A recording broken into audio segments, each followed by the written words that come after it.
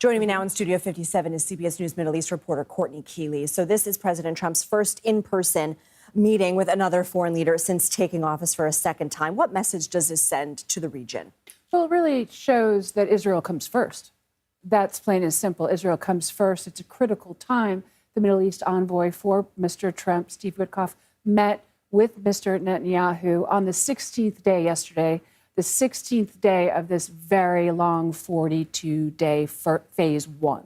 But they're not just talking about a ceasefire and the war to end for the Israelis and the Palestinians, which is something Mr. Trump has said. They're talking about the looming threat of Iranian nuclear plants actually coming up to being fully capable of producing a nuclear weapon. And many analysis that I've spoken to say that right now it's critical whether negotiations are going to happen, any diplomacy is going to work, or they're going to have to be strikes on some of these deep bunkers. And the third thing is releasing the aid that Mr. Biden, former President Biden, did stop at the end of his presidency. There's about $8 billion on the table of weapons, including those 2,000-pound bombs, U.S. made, that were used in Gaza.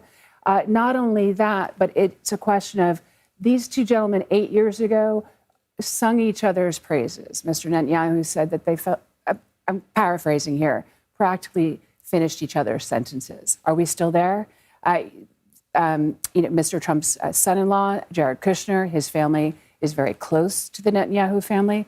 But 8 years makes a big difference. And Prime Minister Netanyahu is really on the ropes right now in terms of his own leadership. Let's talk about phase two, because you mentioned yesterday was day 16, right, of this 42-day, still fragile. Help us understand how we get from phase one to phase two. What has to happen? Well, they need to get to the negotiating table, and Netanyahu's here, not in Qatar. Not his people aren't in Qatar yet. They were supposed to be there yesterday. 16th day was the day.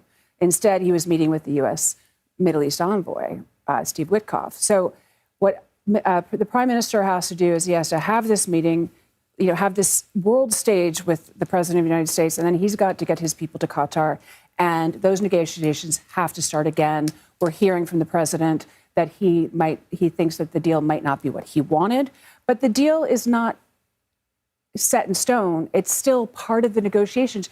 We're getting to day 16 took this whole time, and it took what the former President Biden was sitting on for a long time until just a couple of days before President Trump became president was when the deal was sealed, showing that the Prime Minister Netanyahu and the Israelis were more willing to work with this administration than the past administration. So you can see that President Trump doesn't want the ownership of what the Biden administration had laid out, but really looking at, can we get through phase one by 42 days? Can we even get to phase two? And then phase three would be the rebuilding. Okay.